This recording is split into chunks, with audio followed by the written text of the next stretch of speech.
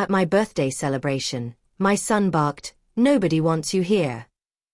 I slowly raised the microphone and I turned 75 that morning, and the number felt heavy yet dignified, like an old tree that has weathered more storms than it cares to count. When I looked in the mirror, the years stared back from the creases around my eyes and the silver in my hair. I didn't feel fear, just a quiet astonishment. How had so much life already slipped behind me?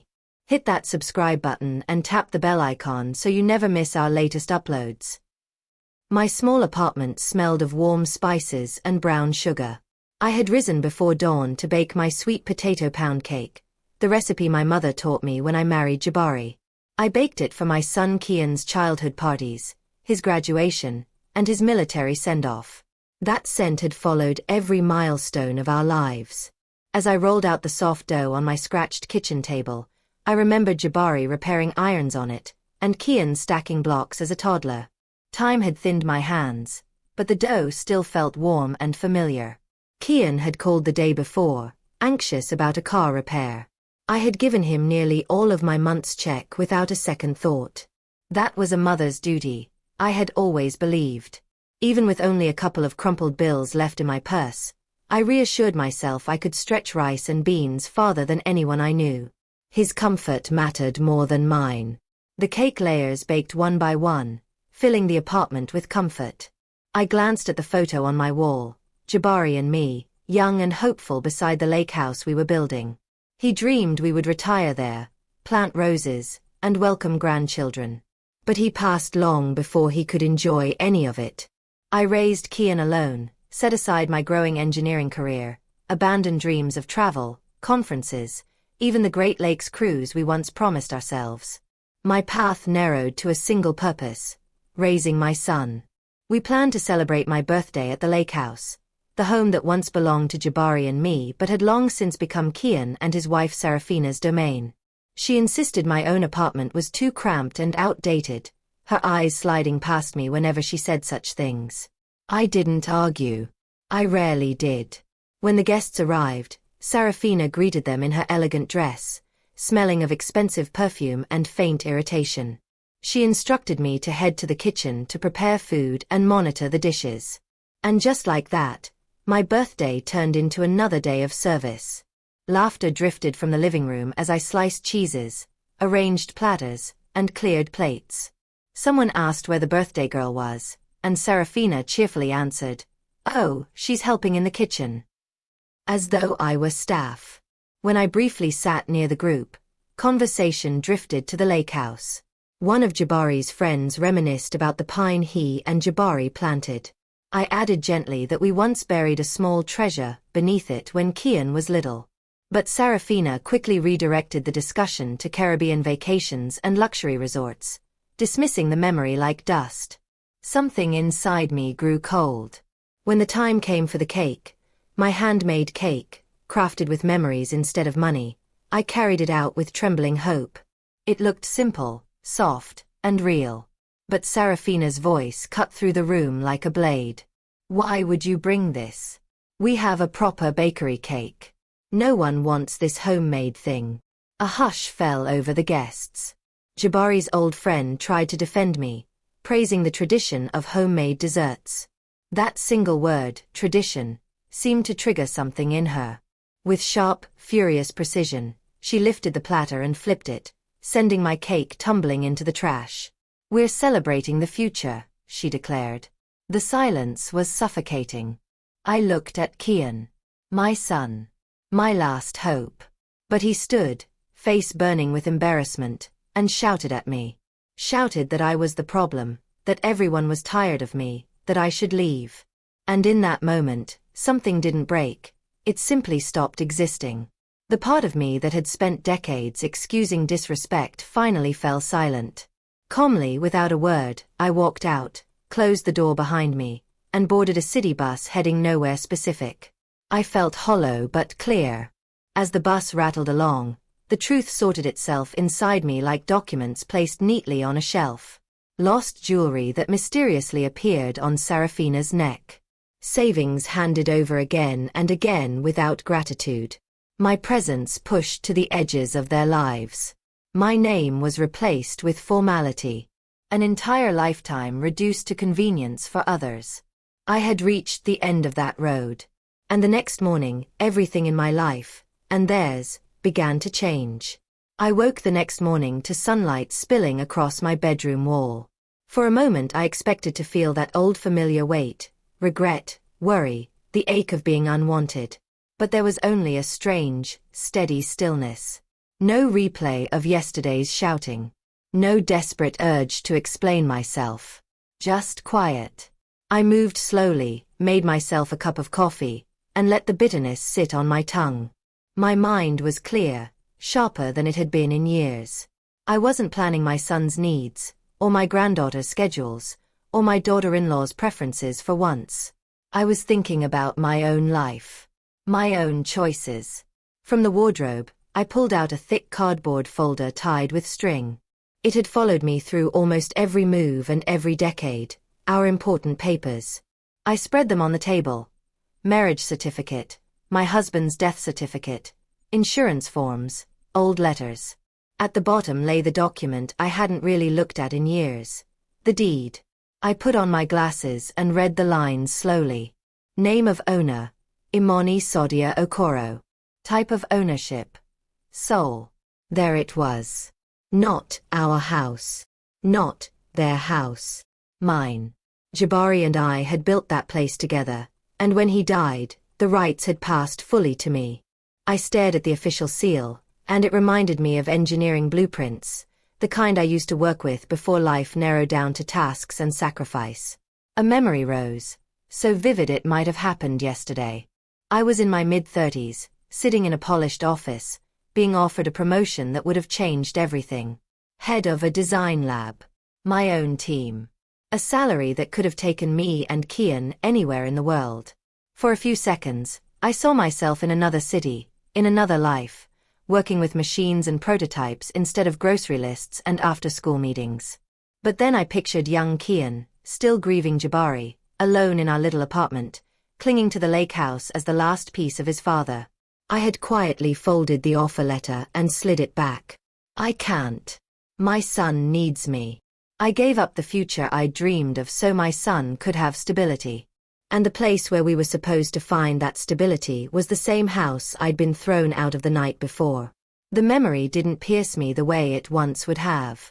It simply joined all the other facts on the mental shelf I'd started arranging on the bus. One more piece of proof. Without hesitation, I picked up the phone and dialed a real estate agency whose ad I'd seen in the newspaper. A cheerful man answered, his tone bright and professional. Good morning, this is Guarantee Realty. How may I assist you? My name is Imani Sodia Okoro, I said, and I was even surprised at how calm and steady my voice sounded. I would like to put my lake property, on Maplewood Drive in the Lakeview Shores area, up for urgent sale. There was the scratch of a pen on paper on the other end. Of course, ma'am. When would it be convenient to schedule an inspection and valuation? Today, I replied. The key is under the large stone to the left of the gate. All the paperwork is with me. Please proceed as quickly as you can. He promised they would. I hung up without a second thought. Then I called the one person who had never been fooled by the nice family photographs or polite holiday greetings. My friend Desta. We had shared textbooks and dorm bed sheets back in college, shared secrets in dark cafeterias and dreams over instant coffee. She always saw straight through the polite masks my son and his wife wore. She answered on the second ring, her voice familiar and warm. Imani. I tried calling you yesterday. Happy birthday, sweetheart. How did the celebration go? I held the phone loosely and, in a handful of flat, clear sentences, told her about the cake, the trash can, and my son's scream telling me everyone was tired of me. There was a long silence, and then she exhaled sharply. At last, she said, sounding not shocked but relieved. I have been waiting 20 years for you to finally reach this point. They confuse your kindness with weakness. So, what are you going to do? The house is going on the market, I said simply. The realtor is already arranging the listing. I called him this morning. I could hear her smile through the line. Good. Very good. Now listen, Imani. They will come at you from all sides. Crying, shouting, blaming, promising miracles if you just go back to the old pattern. You must not answer. Let that big "for sale" sign talk for you. It will be more honest than any speech. I understand, I said. Good girl, she replied softly. I'm proud of you. When I hung up, the silence that settled in my apartment no longer felt empty. It felt clean. For the first time in decades, I wasn't rushing to fix someone else's mess. I wasn't rehearsing apologies I didn't owe.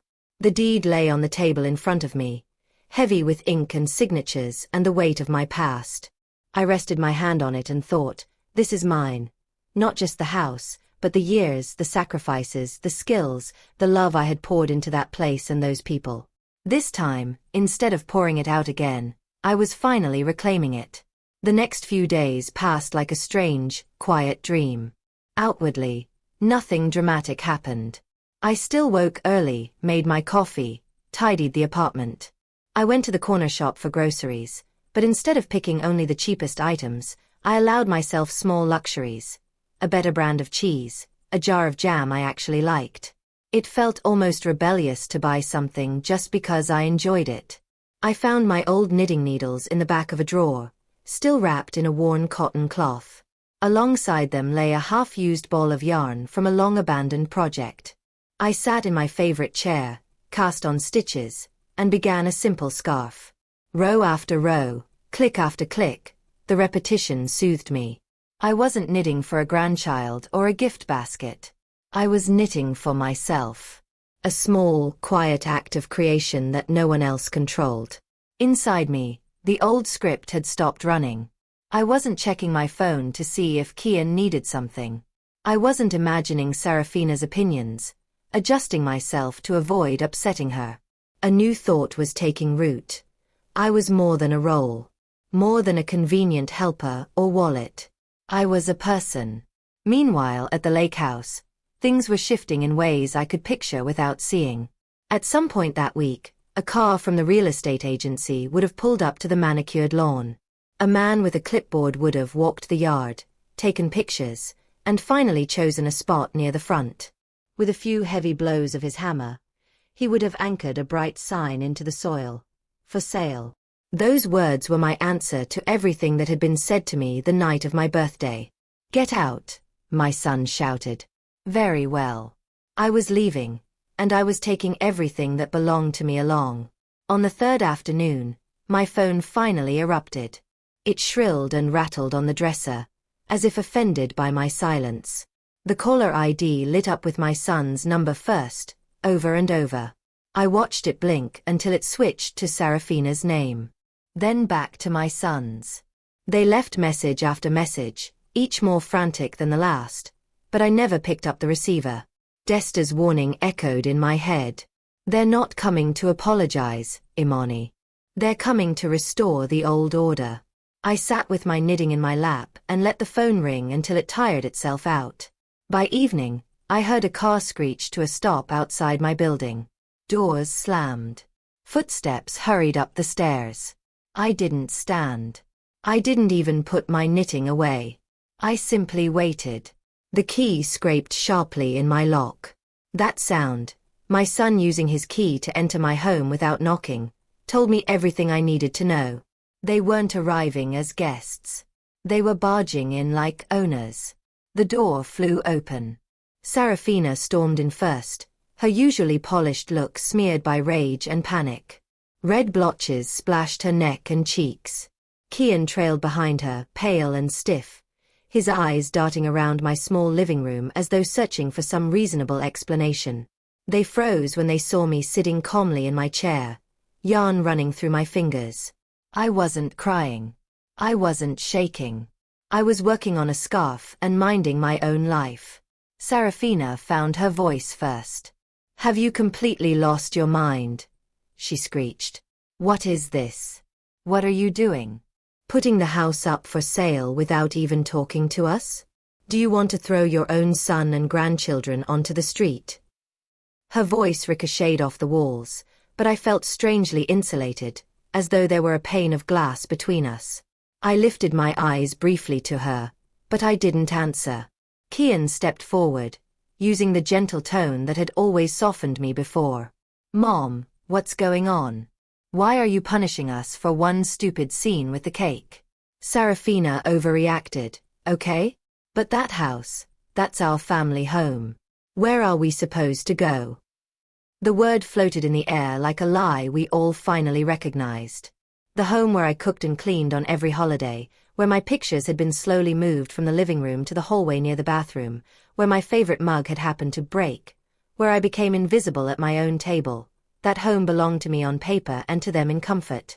Until now. I let their accusations, excuses, and half-apologies swirl around the room until they ran out of breath. Only then did I place my knitting neatly on the side table and stand. "This is not your home," I said quietly. The words landed heavier than any shout. "This is my property," I continued, my gaze fixed on my son, not the furious woman beside him. "A house you have occupied for 15 years without paying rent. A house I paid taxes on. A house I maintained. You have lived there because I allowed it. But I'm your son," Kian stammered. "You're my mother."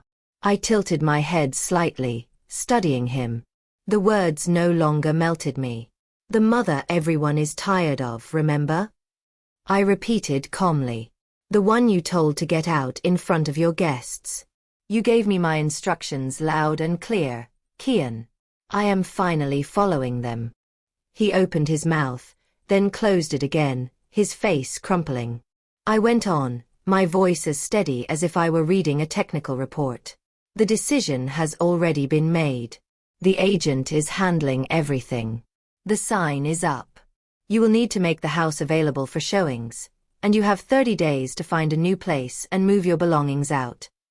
The shock in their eyes was almost childlike. 4 years, every conflict had ended the same way. I apologized for existing, baked something, and pretended nothing had happened. They were facing a version of me they had never bothered to imagine, a woman with boundaries. I stepped past them to the window and looked out at the modest street below. I didn't turn back. I didn't offer comfort. I didn't soften the blow with jokes or promises. Behind me, their constructed life, built on my labor and my silence, began to crack. They finally left, slamming the door hard enough to rattle the frame. The room trembled for a moment, then stilled. I walked to the phone, pulled the cord out of the wall, and set the receiver down. No more shouting. No more panicked calls. No more being summoned and dismissed like hired help. Everything that needed to be said had been said. The weeks that followed felt almost unreal. Not because of drama, but because of its absence. For the first time in many years, my life was quiet in a clean, healing way. Not the lonely quiet of being ignored, but the peaceful quiet of finally being left alone. Occasionally, trouble tried to claw its way back in. Sarafina's mother called twice, her voice trembling with anxiety. She begged me to think of the children, to reconsider, to understand how difficult it was for her son-in-law and daughter to find a new place. She reminded me of how expensive the area was, how the kids were used to a certain lifestyle. I listened without hostility, but without agreeing. "I have thought of them for most of my life," I told her gently. "I have worried for them, paid for them, adjusted my entire world for them. It is time they learn to worry about themselves. They are not helpless. They are adults." After the second call, when her pleading turned into subtle scolding, I quietly stopped picking up. I was done justifying my right to exist and my right to my own property. Then one evening, Desta called with an update I hadn't asked for and hadn't needed, but she shared it anyway, lightly, almost as a bit of neighborhood gossip. "I ran into your daughter-in-law at the clinic," she said. She looked different. 10 years older. No designer makeup. No fresh manicure. Just a nervous woman with a stack of forms in her hand. I said nothing, just listened to the clicking of Desta's pen on the other end. "They've moved out," she continued. Word around is they ended up in a small, worn apartment outside the county line. Your son is working nights stacking boxes in a warehouse. She's scrambling for jobs, but people don't line up to hire someone who's been managing a home for 15 years. They're arguing a lot, from what folks say. I absorbed the information and waited for the sharp sting of guilt that would once have followed such news. It didn't come. There was no triumph either. No sweet satisfaction at their hardship. What I felt instead was a kind of resigned understanding, like watching gravity do its work. They built their lives on a foundation they did not own, I said quietly. On my sacrifices. I simply stepped away. The fall was theirs, not mine. Desta hummed in agreement. Exactly, she said. This is the result of years of imbalance finally correcting itself. Nature doesn't like debts, my friend. The lake house didn't linger on the market. The realtor called to say a young family had fallen in love with it almost immediately. They liked the water, the layout, and the yard. They saw the house as a beginning, not a stage for superiority. On the day of the closing, I dressed simply but neatly and took the bus downtown to the real estate office. I sat at a polished table under fluorescent lights and signed papers, page after page. My signature went from awkward at first to firm and confident. With each stroke of the pen, I felt something loosening inside me. When everything was completed, the agent smiled and shook my hand. He told me the final amount was being transferred to my savings account and slid a small stack of receipts across the desk. I looked at the printed number. So many zeros. I had never seen that sum attached to my name before. It represented more than a property sale. It was the condensed weight of a lifetime, late nights at a drafting table, promotions refused, vacation plans cancelled, retirement dreams shelved. I didn't feel wild joy. Instead, I felt grounded, heavier in the best possible way. As if someone had finally placed all those missing pieces of myself back into my hands. On my way home, I walked more slowly than usual, noticing small things I normally rushed past. The pattern of cracks in the pavement, a sparrow hopping between branches, the smell of someone's dinner drifting from a second-floor window. No one called my name. No one demanded anything. I carried my papers in my bag and my new reality in my chest. For the first time in a very long life, I had both time and means that belonged to me alone. The question was no longer, what do they need? It was, what do I want? I decided to start with something simple but important. My hearing. For years I had been pretending it wasn't that bad, chuckling along when I hadn't quite caught a joke, asking people to repeat themselves and then waving it off, telling myself that sophisticated hearing devices were too expensive, too indulgent. There was always another repair my son needed, another expense for the lake house, another school fee. Now, with the sale money secure and no one else's emergencies on my shoulders, I called a reputable hearing center and booked an appointment. They tested my ears thoroughly, explained my options politely, and treated me like a client whose opinion mattered. Weeks later, I walked out wearing a tiny, discreet device nestling behind my ear. When they turned it on, sounds poured back into my world in layers I had forgotten existed. The whisper of my coat sleeve moving, the buzz of the city, the crisp crunch of leaves under strangers' shoes. A bird sang somewhere in the distance, and I heard every note. Tears blurred my vision, but I didn't hide them. Those were tears of return, not loss. Next, I bought a coat. All my life I had worn practical outerwear. Neutral shades that didn't stain easily, shapes that blended into crowds. This time, I stopped in front of a shop window where a blue trench coat hung on display. It was a bold, rich shade, the color of deep evening water. It looked like something a woman who still expected adventure might wear. I stepped inside, tried it on, and studied my reflection. The coat fit my shoulders perfectly, skimmed past my hips, and made my posture straighten without effort. For a brief second, I saw not an old woman closing out her days, but a person in the middle of a story. I bought it, not because it was reasonable, but because it made my heart lift. Then I went home and did something that would have made Jabari beam with pride. I opened my old notebook of dreams and found the one that had waited the longest. a trip along the Great Lakes, all the way to an island we'd once planned to visit together. Once upon a time, we'd put that money toward Kian's education instead. We had promised ourselves, we'll go later. Later never came for Jabari. But it had finally come for me. I booked a 10-day cruise from Chicago, a cabin with a window, and a seat at a life I had shelved decades earlier. I also registered online for an introductory course in textile design at a community college. The idea of sitting in a classroom again, sketchbook open, learning something with no purpose beyond joy, it thrilled me quietly, like the hush right before a piece of music begins. Soon after, I found myself on the deck of a gleaming white ship, the cool wind brushing my face. My new blue coat fluttered at the hem, my freshly knitted scarf tucked around my neck.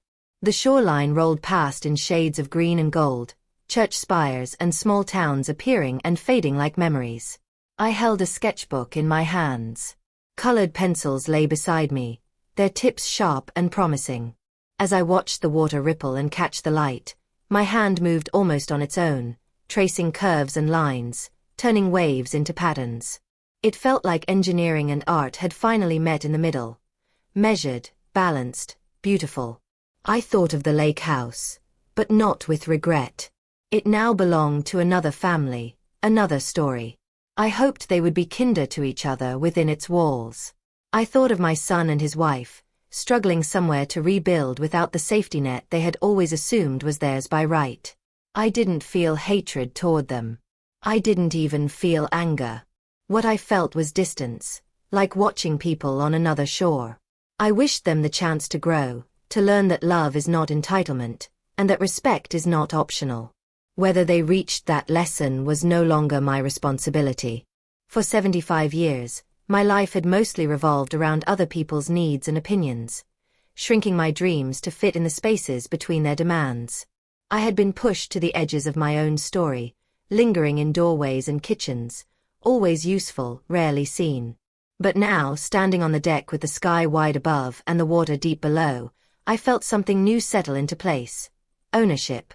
Not of a house, not of land, but of myself. I am Imoni Sodia Okoro. I am a woman, not just a role. I have history, talents, mistakes, and fresh pages ahead of me. When I returned to my cabin that night, I took out a pen and wrote a little note to myself on the first page of my sketchbook. From this day forward, my love, effort, and time are not obligations others can demand. They are gifts I choose to give, or not. This life belongs to you. And later, when I shared this story with listeners, I ended with a quiet invitation. If my journey touched something in you, if you have ever been dismissed, used, or told you were a burden, know this: you are allowed to walk away from disrespect. You are allowed to start over at any age. Leave a comment telling me where in the world you're listening from. It warms me to know these words travel farther than I ever did before. And if you wish to hear more stories like this, you're welcome to stay with me for the next one.